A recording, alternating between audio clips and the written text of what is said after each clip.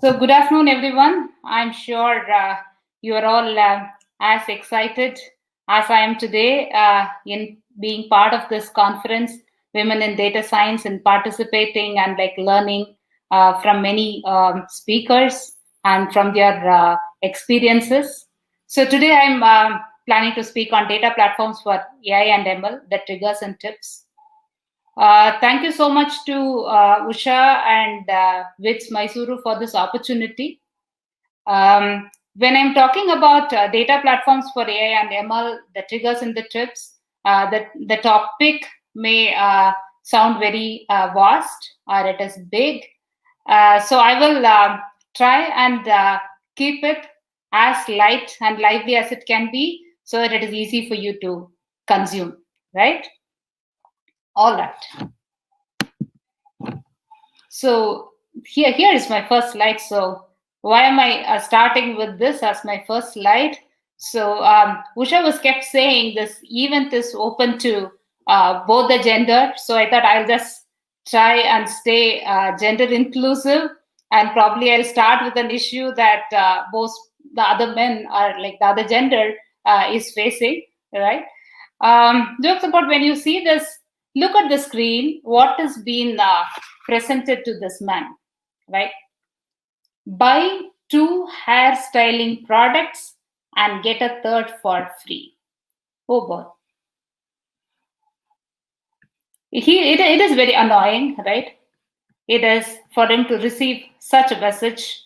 But at the same time, by sending a right message, we can make the same man smile here, right? So we are able to see him a smile when he is receiving a message like this. Choose the best side. Are you able to see his screen? Right? So he has received a message on hair transplant, which is choose the best side. Ironically, here the right side for him is actually on his left side, right? But nevertheless, it brought a smile in his face, which is very important in this context. So the Forbes study is showing that around 49% of the people, they will not go with a brand that is bombarding them with very irrelevant advertisements over and over again. And more than 1/3 of the people, they are likely to choose a brand if they are sending them some tailored and a personalized content for them to consume, which is very true that all of us experience this and we want to go with whatever is relevant in a context, right? So we were working with a leading US arts and craft retailer on their journey to revamp their CRM strategy, right? As we had seen in the first pick, right? They were receiving mass emails. Their customers were receiving mass emails, and they wanted to move from there to a personalized and a curated campaign as how you were seeing in the second picture, which is more relevant, right? And they have had 4 specific focus areas, as you are seeing here. They wanted to move the needle across all these focus areas. The first one being what we saw as an example. And then they wanted to move from certain time-bound communications, something like a monthly or a quarterly communications, to a very behavior-based, right, communication. So which will be very apt for their customer to make a decision when we are talking about the behavior, right? And then they wanted to move from a static template to a dynamic content generation so that the personalization is possible. First of all, when you start doing a dynamic content, then the personalization is actually possible. And they wanted to move away from the same email subject to a tailor-made subject, right? If there is a same email subject, you can even write a rule to eliminate that and not even read that. So this tailor-made subjects will compel the customer at least to click, open, and check what is the message that has been sent to them through that particular campaign. All right. But when they were to embark on this journey, they were faced with a lot of complex challenges.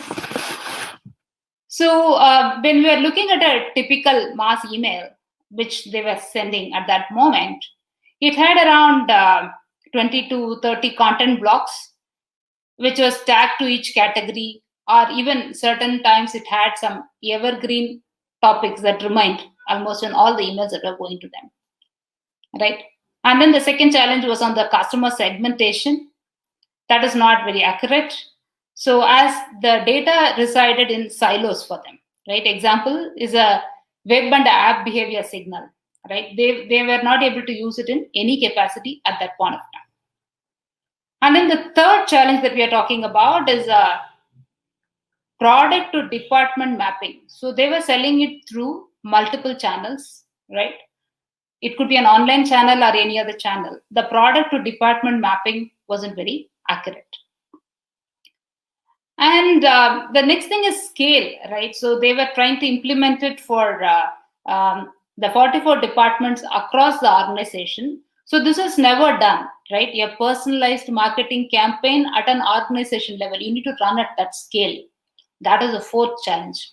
So when they were looking at getting data from all the departments and put that together, it was actually an unclean data dump of 500 GB.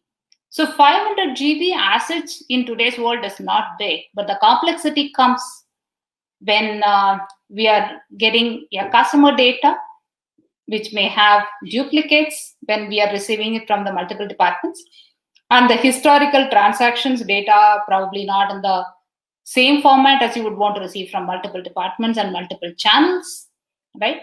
And how you want to get the levels of the app and web engagement data from each of the department and again each of the channels, right? So these are the 5 challenges that they have had, right? But we from Vugam, we focused on solving one issue, right? So what we were solving for them, we were to build a customer propensity model that lists customers' level of interest in a specific product category, right? So the propensity model will tell if the score or the output of the propensity model will tell what is the level of interest for the particular customer in a specific department or a product category that we are talking about. Okay. So what were the data that is available for us to do this? So it was a transaction data. So it is a last 13 months transaction data. So that is one signal, right? In the last 13 months, what are the transactions that a particular customer has made, right? So the dependent variable that we have picked up here is either 1 or 0 for each of those 44 departments. And the independent variables were about 1600. And we picked up a modeling data set, which is 10% of the whole database, the customer database, and out of which we used 80% to train and 20% to validate. So coming to the modeling approach per se, right? We were exploring on 2 different models, right? One is on the multi-label wrapper algorithm, which can work across all the departments for the entire organization, right? And another thing that we looked at was an individual model for each department. So we were experimenting to see how we can use them or what will be better in this particular context. So when we looked at multi-label wrapper algorithm, the output of it, when we are getting it, it is not something which is very easily consumable for us to move into the next level, which we are really looking at generating a personalized or a dynamic content, right? So it has to move, it has to be an input for the next level. So when we were looking at an individual model for each department, our output was something which is like, which can be consumed by the substream or the next level of the problem, right?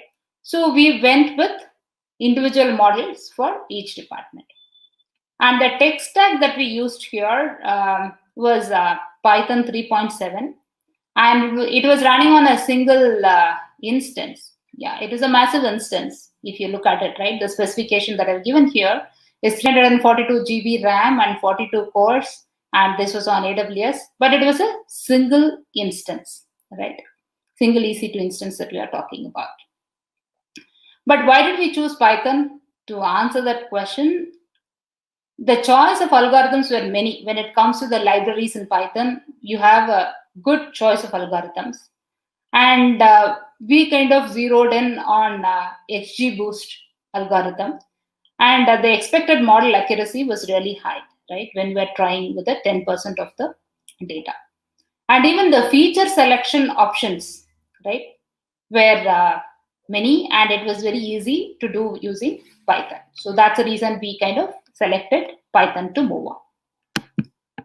But when we started doing that, we stumbled during the execution of it. So what did we stumble upon? Unable to score the data on 16 million customer records, right? So that's a whole 100% of the data set that we are talking about, a 16 million customer record, right? And the model is actually trained only on 10% of the sample. All right. So we were really wondering what were we missing, right? Then when we kind of tried solving that, we understood it, right? We were missing a data platform to enable distributed processing. Okay. What was really required in this case for us to process a 16 million customer record, right, was actually a distributed processing, and we needed to build a data platform for that. Okay. All right. So we went about building a data and an ML pipeline as part of the platform to overcome this specific challenge, right? So if I take the data source, which is Adobe Analytics, it has to go through the pipeline, which is first all the data goes into the data lake, and then we kind of flatten that in the data warehouse, which is actually becomes an input for the ML model, right? So this is the pipeline that we have built. So when we are looking at a data lake, how did we build our data lake in this data platform? It was built using Hive and Impala, right? So after getting all the data into the data lake, so our data warehouse have had a flattened table, which is again done using Hive and Impala. So our ML model was running on Cloudera Workbench with Apache Spark. So now to give an idea on what is the kind of the info that we are running, for the 10% of training the model, we have had around 48 GB RAM on 8 virtual CPUs. And the scoring was happening on probably a 128 GB RAM and 16 virtual CPUs. So this just to give you a very quick comparison between what is a single instance that was not possible and how we were able to do that in a different instances when we were doing a distributed data processing. Okay. So, and we also built an ML enabled model, right? So that's the second part of it. One is that you need to build a pipeline, right? The other one is to have your ML model to curate the email content. So it is actually a three-part if you look at it. A platform that have had the data platform which is built on Hive and Impala, and then we have to have our scoring done, or our model is being built on PySpark through Cloudera Workbench, and of course the dynamic email content is generated by the CRM system, right? So if you look at it from the left to right, there's a customer A, and you are getting the signals of customer A from the customer data or a transaction data, the email engagement data that you have received so far, and the web engagement and the app engagement data, right? So this customer data, it goes through the propensity model, right, which is governed by this machine learning algorithm, and this is our scoring engine, which is running on PySpark. So we, as I explained, right, we were able to run and get the scores at a department level. If you see the final score, how it is generated, as you can see here, for a customer A, for a department 1, what is the propensity score, right? For customer A, department 2, what is the propensity score? Likewise, for the entire 44 department, for a customer A, right, you are receiving the propensity score. Likewise, you are receiving it for all the 16 million customers. So based on this score, right, we were able to get on to the top n departments, and in this case we chose to go with the top 5 departments when we have to dynamically generate the content, which is primarily it was an input that is given to the CRM, which will reorder the email content based on the scores of the top 5 departments, right? And the model performance measurement was also done, right? So in this case, when we are talking about the ML model that was running on a distributed platform and on PySpark and a Cloudera Workbench, right? Here, what we had to do is we had to use GBT, which is Gradient Boosted Tree model on PySpark, which probably is a small compromise for a distributed processing, right? Whatever library that is available in Python, I mentioned about a lot of libraries that are available in Python versus what is the library that is available in PySpark. The closest one that we could use here is actually GBT, right? But this is a problem that we have solved at least 18 to 24 months ago. So I was just trying to tell you that you need to kind of pick and choose what is available in your library. And we were using PySpark 2.2.0, and that is still evolving, right, at that moment. But now I think in the version that is 2.4, recent one is actually having the initial version of XGBoost, so which you may want to try and see how that is working for you if you would require specifically any of those newer libraries that are getting introduced, right? So by doing so, we enable the personalized email content. So what did we do? I said 3 things that we did. We ingested all the customer data through a distributed data platform. We had calculated the probability of a customer to buy from a product category or from a department using our propensity model. And finally, the personalized email content was generated by extracting a relevant content from a common content that was generated across all the department. And based on the propensity score for each department, the content was finally sent to the client. Right? So look at this here, like the pictorial representation. If you see, you can understand it better. So this is actually the left-hand side of this image is having a kind of a collated content across all the departments, and it is a common content that you can say. So when it is put through this propensity model, wherein you have the score that is available for customer A, and customer A is actually receiving a content, right? She's receiving something which is different from what a customer B is receiving, right? The order of the content and actually the actual content is different from customer A to customer B. This is where the actual dynamic content or a personalized content we were able to achieve. So this actually had created quite a good impact on the way our client was operating. First of all, this distributed platform, right, it enabled a faster turnaround time on scoring across all the departments, right? First, I mentioned to you that without a distributed data platform, we could not even do scoring, right? So after doing this, it actually took 3 minutes, 2 to 3 minutes for us to run and score for every department, which is actually a lot faster, and they could do it multiple times. Because of that way, we were able to enable even a weekly model refresh. So what would that mean? If there are any new behavior that comes in, right, in the newer data, the newer transaction, by refreshing the model, then you are able to make it much better. And this was done on a weekly basis.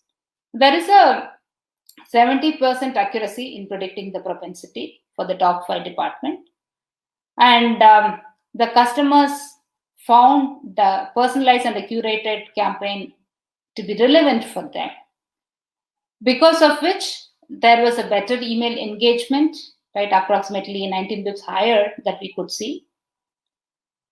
And of course, the proof of the pudding is the incremental sales that they could achieve, right, per customer.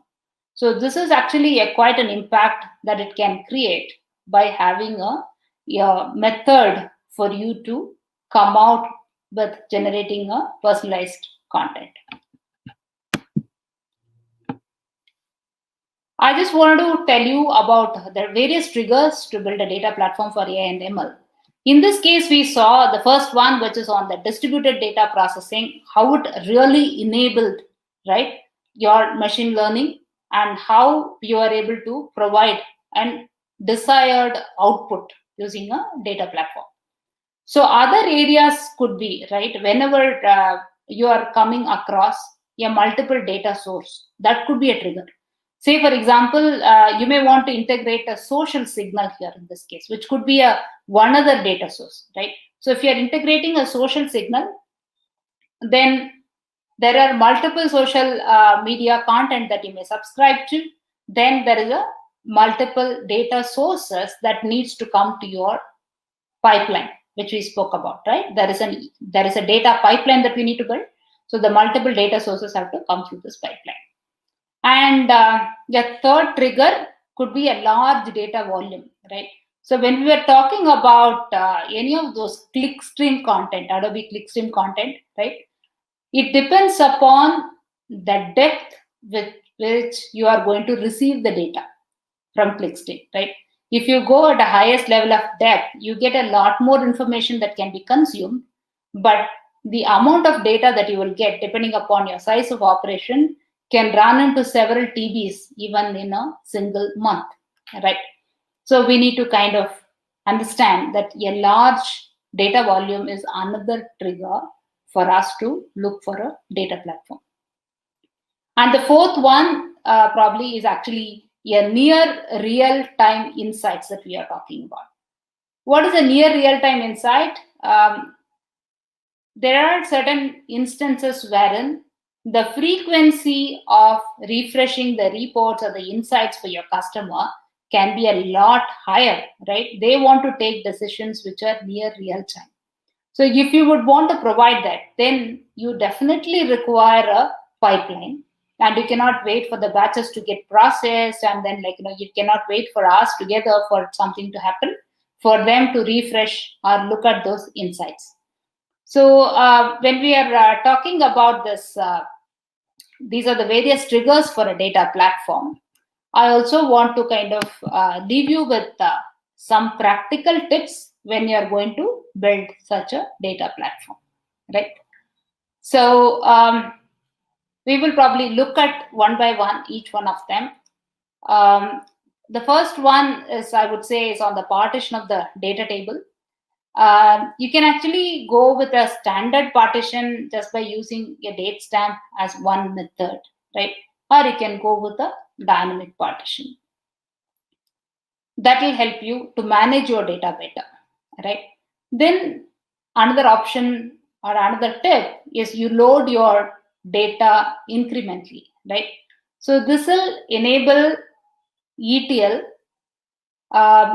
when you are doing it as in a modular fashion, which is more manageable, right? So whenever you are doing an ETL, you do it in a modular fashion, and it is a more manageable fashion, so that your data load happens incrementally. And then the third area is on parameterizing that. You can actually make it template driven, and again, in those templates, you may have an incremental logic. So again, it becomes manageable for you. And the last two things when you're talking about the last two tips on this slide, right? Whenever we are looking at either a near real-time insight or an accurate output of a model, it is as good as the data that you are receiving it, right? So you need to ensure a very good data quality, and you should have a mechanism to detect the anomalies very early on in your pipeline, right? There's no point in finding it out at the end. You will not have time to fix them. So what is the way to do it? You add the data checks very early, and you can refine those data checks so that it helps you to manage any large data volumes And when you're having multiple sources, how that comes into your data lake, all of them could be managed really well, right? So, but in case of you have a problem, right? You have added those data checks and you found that there is an anomaly. How do you go about fixing them, right? So once you detect, you need a monitoring system, right? Those monitoring systems can actually give you some of the alerts. It can be just for those critical tasks and not for all the tasks. And you can monitor at all the stages or at very critical stages of your data pipeline, so that you know that the data has crossed the levels that it needs to be done. And this particular mechanism of monitoring at every stage is very, very important when you're talking about the near real time insights generation, right? So you would want to monitor it at all stages so that your frequency of refreshing your insights is really possible. Okay, so I just want to leave this thought with you all today. These are all the various mechanisms for you to build your data platform and ensure that your data platform is running optimally. And it is actually a way for you to enable your AI and ML to run very efficiently, right? So thank you so much, everyone, for listening to me today, the last 20 minutes. And as you know, I'm Geeta Avdodhanan from Bugam, and here are my contact details. In case if you would want to have any further discussions, you can reach out to me, both on either on LinkedIn or on my email. And it was nice meeting you all today through this virtual platform. And once again, thank you so much, Vij Mysuru.